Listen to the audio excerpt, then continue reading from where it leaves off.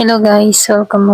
Collective reading tayo ngayon. So, para sa mga no contact situation na nakikibalita sa kanilang mga person. So, be open-minded po, hindi halos lahat makaresonate. Thank you nga po pala sa mga nagsusubscribe, sa mga bumabalik. Maraming salamat. Give me the message for collective. Ano yung energy ng person mo?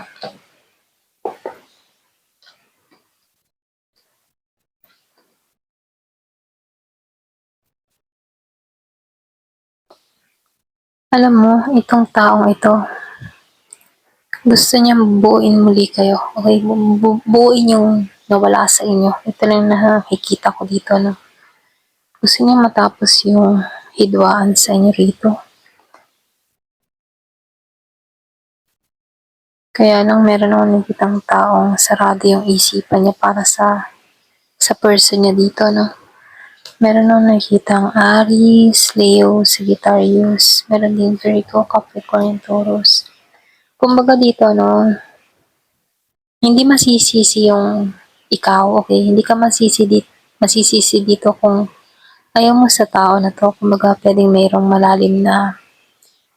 malalim kang karanasan or malalim na hidwaan yung nangyari or namagitan sa inyo kung bakit ganito na lang yung pag-ayaw mo sa taong ito. Ganun. So, meron akong nakikita ditong Virgo, Taurus, Capricorn, Aries, Leo, Sagittarius. Meron din akong nakikitang Gemini, Libra, and Aquarius.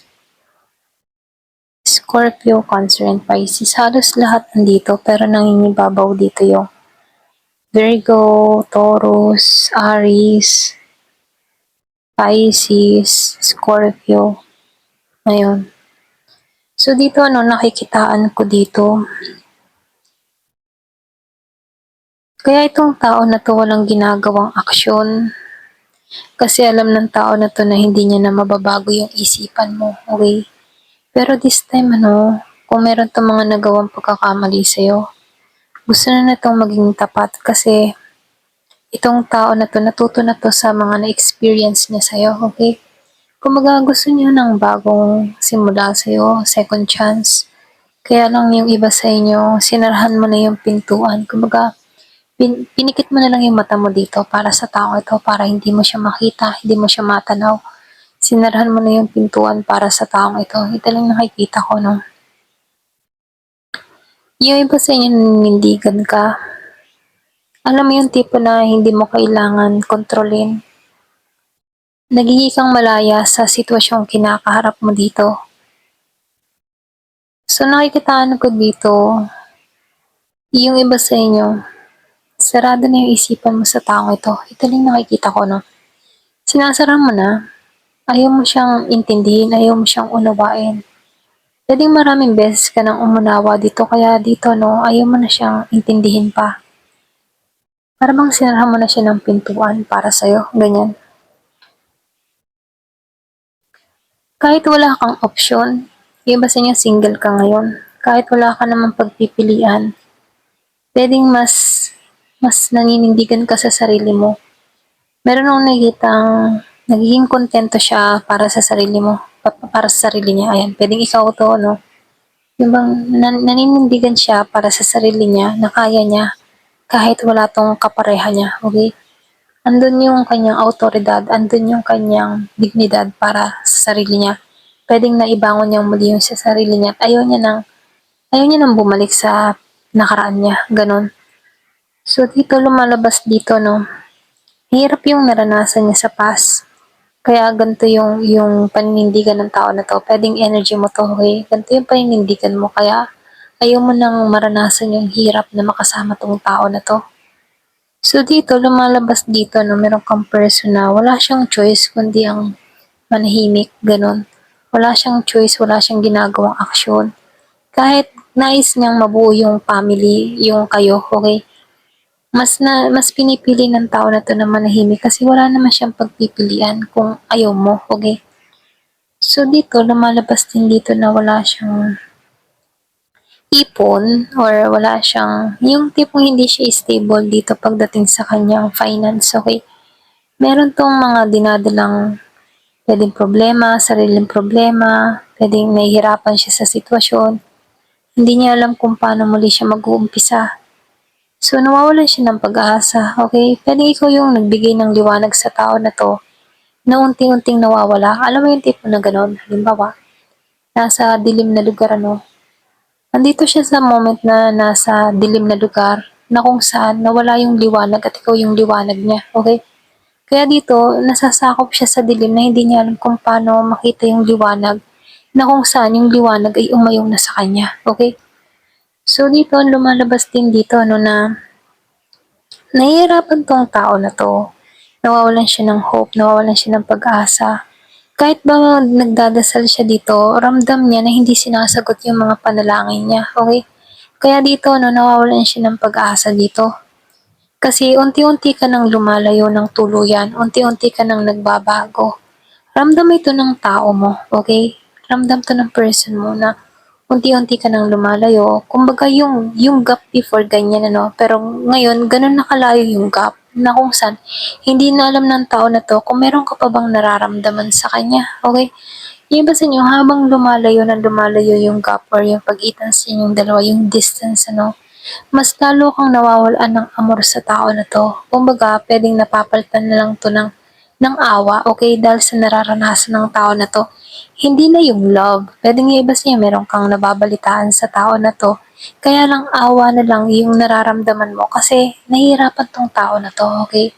Meron 'tong mga pinagdadaanan financially na hindi niya alam kung paano makakaraos.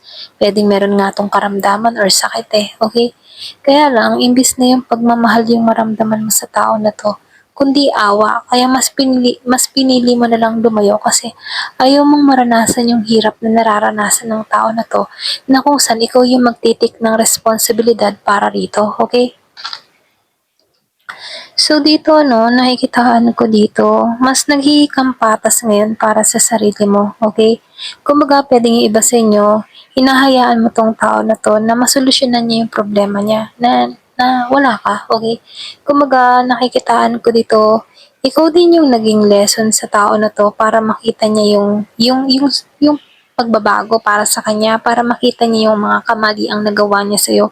Puwedeng ikaw yung lesson dito para makilala 'tong tao na 'to, okay? Puwedeng kaya mo 'to na-encounter 'tong tao na 'to para ikaw yung magbigay ng tuto sa taong ito, okay? Ikaw yung nagbigay aral sa tao na 'to para malaman niya yung mga pagkakamali at para matuwid siya dito, okay? Puwedeng ikaw yung naging hakbang para makita niya yung mga nagawa niyang pagkakamali at baguhin yung sistema niya rito, okay? So dito, lumalabas yung lungkot ng taong ito. Meron 'tong mga dinadalang kalungkutan dito. Kung makikita mo dito, sobrang layo na nga ng gap ninyong dalawa, okay? Kumbaga makikita mo nasa pagitan na yung buwan ano.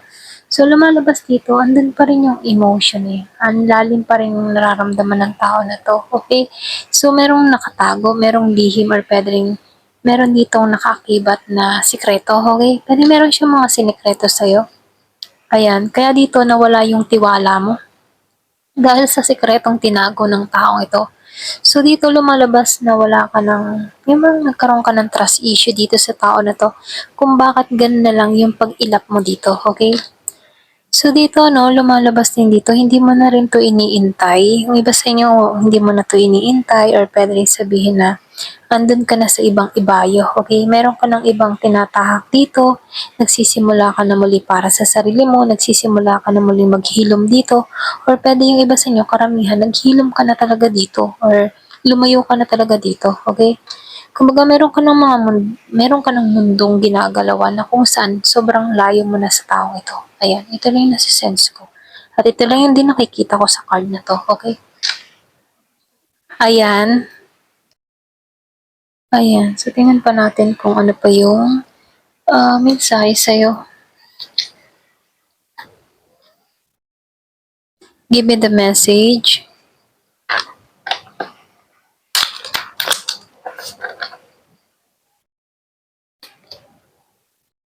Meron ka ditong poker face. So meron ditong taking a chance. Kumbaga itong tao na 'to gusto niya magbaka sakali. Kaya lang, wala ka talagang binibigay na senyales or signs sa tao na 'to, pero gusto niyang sumugal sa'yo. Very grounded ka, no? Ito rin nakikita ko. Secure ka sa nararamdaman mo. Andito ka sa yung tipong stable yung emotion mo, yung nararamdaman mo, sinisecure mo to. Kumbaga, andito ka sa paglago. Lalo kang lumalago. Kumbaga, yung mong maapektuhan ka sa taong ito, kung ano man yung mga pinagdadaanan nito. So, meron ditong mga memories, okay? Kumbaga, itong tao na to, patuloy na binabasa niya yung mga yung message or pwede rin meron kayong mga mensahe sa bawat isa na pumapasok sa kaisipan niya dito, no? Kumbaga, itong taong ito ay nakikitaan ko dito na nagbabalik tanaw sa nakaraan. So, dito ng soulmate, tingin ng tao na to ikaw yung soulmate niya or soul connection, partnership. Ikaw yung naiisip niya ditong life partner, okay? Kumbaga, kahit marami siyang na-experience na babae o lalaki, no? Nakikitaan ko dito, mas ikaw yung the one para sa kanya. Ikaw yung gusto niyang balikan. So, yung iba sa inyo nasa twin flame. Ayan, twin flame journey. Yung iba sa inyo. So, meron ditong healing heart. So, lumalabas dito na merong addiction, okay?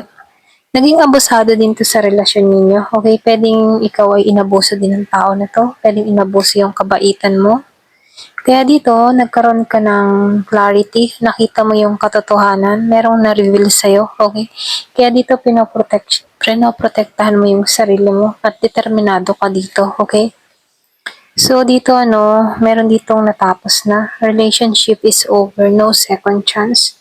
Kumbaga, patuloy kang lumalago, ayan. Talagang merong bagong simula na naghihintay sa'yo, okay? Kumbaga, itong nangyari sa inyo, dito ka natuto, dito ka nagbago. Kumbaga, nakikitaan ko dito na para kang sinilang muli, okay? May natapos at merong bago, okay? Kaya dito, mas labis tong nasasaktan, lalo't lalo na nakikita niya ng masaya ka. So, feeling lost tong tao na to dahil sa mga nangyari, breakup. So, gusto ng tao na to na yung ba tipong ma-date ka or pwede rin meron kang bagong papasok sa buhay mo. Meron akong nakikitang dating online dun sa iba. Meron ditong someone new. So, nakikitaan ko dito, ito yung bagong chapter, okay? Kumbaga nakikitaan ko dito, nirelease mo na yung nakaraan mo. Andito ka ngayon sa transformation. Patuloy kang nagbabago or patuloy mong binabago yung sarili mo. So, meron ditong gusto kang kausapin, okay? Kumbaga, naghihintay ito ng mensahe sa'yo, text mo, call mo, email. Gusto pa ng tao na ito na kausapin ka pa ng marami, okay? Kumbaga, gusto niyang alamin kung ano yung nangyayari sa'yo, anong bago sa'yo, anong update sa'yo. Gusto niya magkwento ka, ganun, okay? Kaya, ito lang nakikita ko dito. Thank you for watching. Love and peace.